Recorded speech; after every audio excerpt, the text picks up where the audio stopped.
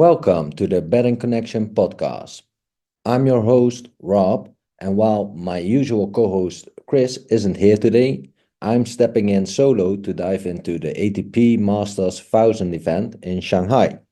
We've had a killer run in football with 6 out of 6 winning episodes, but today it's all about tennis. It's my first time flying solo, and I'm excited to take you through some intriguing matchups. We'll be breaking down Carreno Busta versus Van der Zandschulp, Rinderknech versus Opelka, Bautista Agut versus Carballes Baena, Cilic versus Cazaux, and Fognini versus Darderi. Plus, I've got a Big Favorites Treble featuring some big favorites, and you don't want to miss that. That will be at the end of the episode. Let's dig into the action, find some value, and keep that winning momentum rolling. So yeah, it's my first episode, as I just told you. A little bit of background. I'm a big tennis fan, and I'm also a tennis player. I've been playing all my life. I've been almost every day on the court, and I reached quite a high level, definitely nationally. I tried to play some international tournaments as well. I beat some players I beat some players that were ranked as well on the ATP. Never got the points, but very close to. Nowadays, I'm still almost every day on court, and I watch a lot of tennis on TV. And I think I have some different view sometimes on tennis matches since I've played it so much and on a quite high level as well. Maybe not the level that we're going to discuss today, but let's find out if we can do a good job. Okay, so the ATP 1000 event, the Asian Swing is going on. We have the first match coming up. It's a countryman of ours. It's Van der Zandschulp, Botik van der Zandschulp. He's playing against Carreno Busta, Pablo Carreno Busta. Van der Zandschulp definitely not had his best year. Had a lot of trouble in the beginning of the year, a lot of losses. He's coming a little bit back into it. He had like this massive upset against Alcaraz at the US Open in the second round. Nobody saw that coming, but all of a sudden, Van der Zandschulp is a little bit back. After that, he lost twice to Berrettini. You can always lose twice to Berrettini. He had some wins against Nardi and Watanuki. Didn't show me much. Like the match against Berrettini, he played last week in Tokyo. He lost the first set 6-3, and he only managed to keep his serve once. So imagine breaking Berrettini twice in one set and still coming up 6-3, losing it. So that didn't convince me at all. Definitely his first serve percentage is very low, and he's very unpredictable. If we look at Carreno Busta, he's back after a long injury. He started playing again just a little bit before the US Open. He did quite well. He managed to get to the round of 16 in Cincinnati. Then he managed to reach the semifinals in Winston-Salem ATP event before losing in the first round of the US Open. After that, he played the Davis Cup, where he beat Thompson. And last week, he lost in Beijing in 3 sets against Rublev. My pick here is Carreno Busta for the win. I just think he's a very solid player. I think it's a very fair price. It's about evens. I found it at 1.94, so almost evens. And you know what you get with Carreno Busta. Yeah, I think he's still very motivated to get back into it. Like he showed, he's now ranked, I think, number 200 in the world. But he was a former top 10 player. So I think he's on his way back, and he can beat Van der Zandschulp here. So Carreno Busta for the win in the first pick of this episode. Okay, on to the next match. The next match we're going to discuss is Riley Opelka, the two very tall guy, American. He's playing against Rinderknech, Arthur Rinderknech. He's from France. Both are quite tall players, almost 2 meters. Opelka is definitely longer than 2 meters. Strong service games, as you expect. They never played against each other before. If we take a look at Opelka, he also had an injury. He didn't play that much, but he started playing again on American swing. But he had lots of losses and just few wins. He had wins against Ducksworth in 3 sets and Garin and Squire. I don't know how to pronounce it. Help me if I'm wrong. But he lost to most players. He lost twice to Shelton. He lost to Burks. He lost to Musetti. He even lost to Yepchev in Hangzhou. That didn't impress me. And we saw him play last week in Tokyo. He played against Shelton and didn't manage to even get to a tiebreak, what he normally does, but he lost in 3 sets. If you look at Rinderknech, I think he's a little bit undervalued player. The French guy managed to get some good results, and yeah, he's top 60 in the world. And he lost lately. He lost to Mensik twice in 3 sets. Came up close to the Czech Republic prodigy. He beat Fognini in Beijing in 3 sets, and he lost to Bautista Agut. For this matchup, I like Rinderknech. If Opelka is not holding serve as much as usual, definitely if you look at the Shelton match, I think he has a tough job holding his serve against Rinderknech. And from the baseline, he doesn't convince me enough. He's just about to serve. So my pick is Rinderknech to win for 1.85. I again think it's quite good value for Rinderknech here. And you can also take a look at the first set over 10.5 games. I like that market. It's a little bit short here. Normally it's a lot higher, but both players have a big serve. So yeah, you can find over 10.5 games for 1.74. Okay, on to the next one match. We go to Bautista Agut against Roberto Carballes Baena. Nice. They both have the first name Roberto. I like that. Both Spanish, both are very similar. They have the same height. 5 years difference, age advantage for Bautista Agut. At least he's older. And as everyone probably know, Bautista Agut was a top 10 player for a very long time. He's a little bit at the end of his career, but he still managed to do quite a good job. Definitely in the beginning of the season, he was losing a lot, and I thought he was going to have a tough year. But he actually managed to pick up some form at the Davis Cup, where he beat Lehechka, where he beat Fields, the French guy who reached the final this week.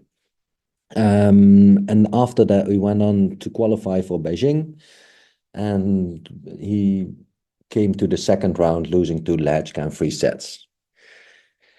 If you look at Carballes Baena, he also had, normally he's not that good on hardcore, but all of a sudden he managed to pick up some form. He won the Challenger in Sevilla, that was on clay. And after that, he went to Asia to play in Hangzhou, where he managed to reach the quarterfinal. I didn't expect that, but he did quite a good job.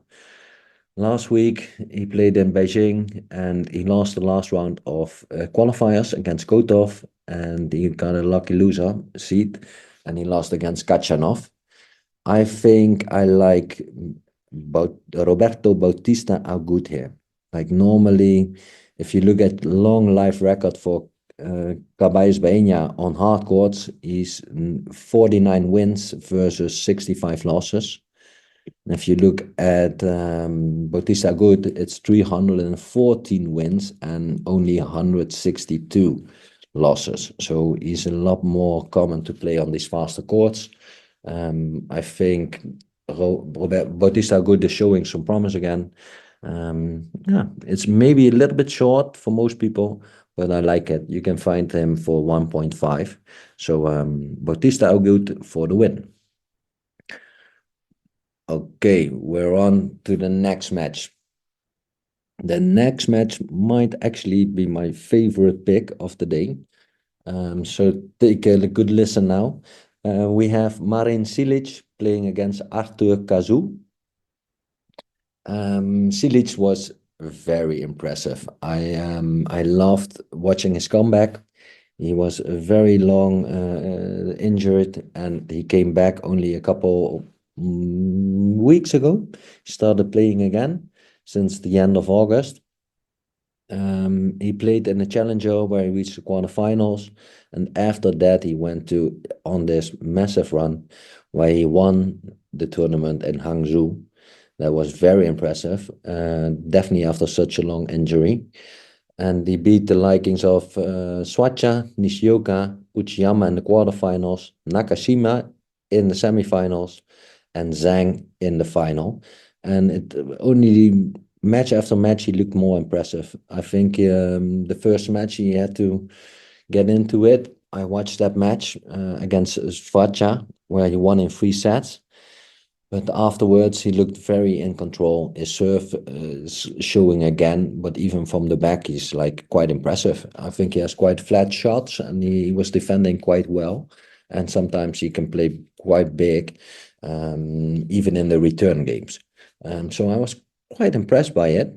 And if we take a look at Cazaux, I think I remember Cazaux definitely from this Australian Open, where he had like a great run, where he had some impressive wins, where we thought very highly of him. Then he went on being injured. Loads of tennis players have been injured, like I'm talking about it right now. But he went injured. And after that, he's showing some on and off results. Nothing's really impressing me. I think the most impressive win was from him in the US Open first round, where he beat Carreno Busta. But yeah, I think Carreno Busta was off that long run after his injury when he reached the semifinals of the finals of the tournament. And then he lost to Nakashima quite clearly in 3 sets. After the US Open, he only played in the Challenger where he reached the quarterfinal, losing to McCabe. So yeah, I actually think Nishikori lost last week in Tokyo first round to Nishikori. I think he had a little rest now and definitely motivated and to go for it again. And yeah, as you know, like Cilic was top 10 player before. I think he won or he lost the finals of Grand Slam tournaments. So yeah, a lot to show for, and you can find them at 1.6 or 1.65 sometimes. But I think the price is getting shorter and shorter on Cilic because he's doing a really good job, and I think he has a good chance against Cazaux. So jump on it early if you want to. Okay, on to the next match. The next match is the Italian. I think it's both Italian, right? Let me have a look. Yeah, both Italian. Two Italian countrymen fighting it out. It's the veteran old-timer Fabio Fognini, and he's playing against Luciano Darderi. Normally, I don't like to bet really on Fognini. He's He's very unpredictable. He's definitely sometimes a head case. But then again, if I look at the value, I see quite a lot of value for him. You can find him at like 2.3. Maybe you can find even a higher one. They played one time before. They played on clay this year. It was 6-1, 6-2 to Darderi. So I think that's why they're pricing it up this way. But I'm looking at the surface where they're playing at. So they're playing at indoors. If you look at the record of Darderi, lifetime record, like this year's record of Darderi on hard courts is 1 out of 8. I think his record is for his lifetime is 24 wins and 18 losses, but 20 of those wins coming on future level. So I think he had like 1 or 2 or 3 ATP wins on hardcore. Then if you look at Fognini, he's definitely not the best hardcore player, not known for it. He definitely likes clay more as well, but he played 147 matches on hardcore. He won 147 matches on hardcore, and he lost 160 matches on hardcore. So yeah, I think this is definitely a surface thing. Like I think last week, lots of people were thinking that Darius was going to beat Navone, because both players have a horrible record on hardcore. But even then, Navone managed to win this match in 2 sets. Fognini, on the other hand, lost last week to Rinderknech at the qualifier of Beijing in 3 sets. The week before, he lost in 3 sets as well to Safulen. So I think he's live. I think it's a good price. And if you dare to bet Fognini, always watch yourself when you're betting him. But if you dare to bet him, I think it's a good price at the moment against a player who's has actually very few wins on hardcore level.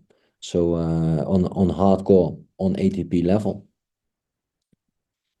Okay. Then last but not least, we have a treble for the Big Favorite Treble. I like 3 matches here. They're quite short, but if you add them up all together, you can get over evens. The first match that I like as big favorite is Nishikori to beat Navone. As I talked a little bit about Navone in the last match, he's definitely not a player who's known for having a good record on hard courts. This year he's 2 wins and 6 losses, and lifetime he's 6 wins and 10 losses.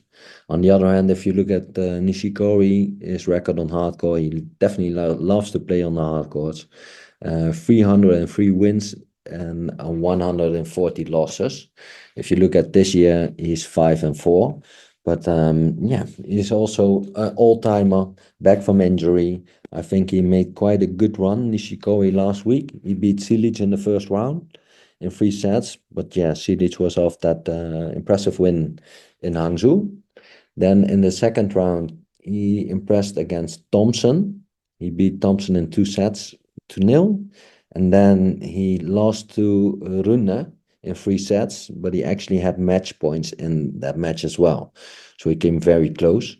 If you look at Navone, I think the only wins that he had on hardcore were against Altmaier lately in US Open, 3-1 in sets.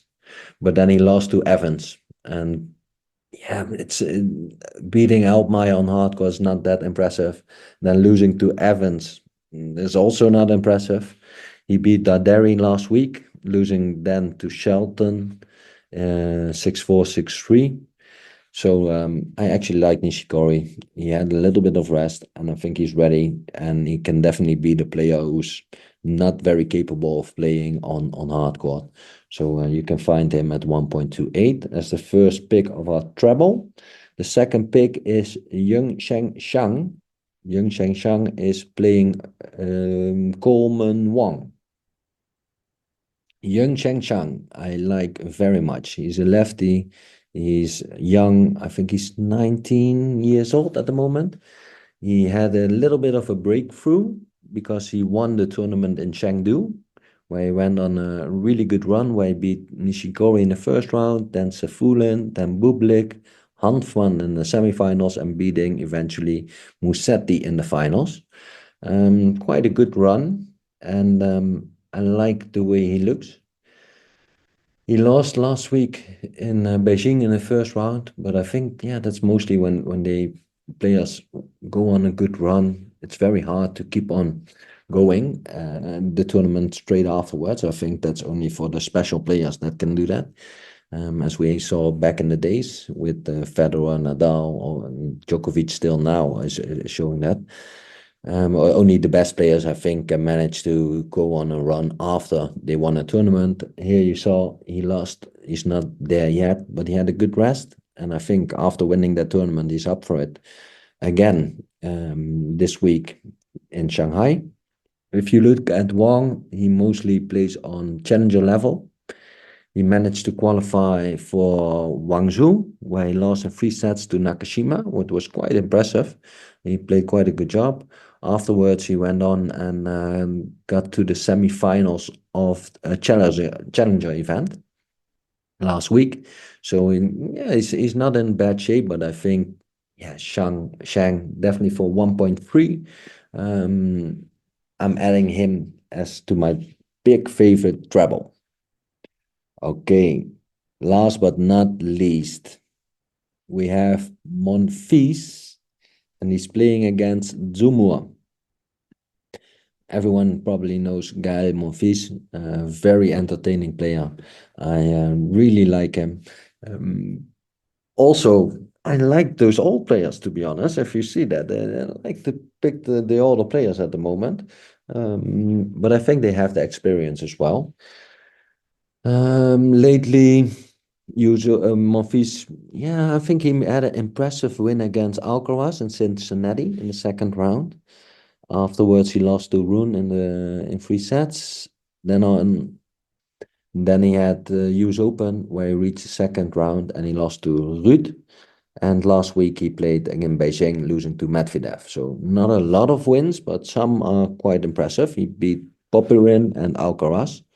There were some quite good results. If you look at Zumor, I thought he was playing quite well, where he won the challenger in Istanbul. He's a player that was in the top 100 but fell out, and he's trying to get back in the top 100, playing challenger events and doing that quite well. But every time he tries to go up and plays on the ATP level, he has a tough time. He tried that after his win in Istanbul. He lost to Hijikata in the first round in 3 sets, and last week he lost to Chorich. Yeah, and Chorich doesn't look good to us at the moment. If we've watched a couple of matches of him lately, and he didn't impress us. And he actually won he won in 2 sets against Zumor, 6-3, 6-4.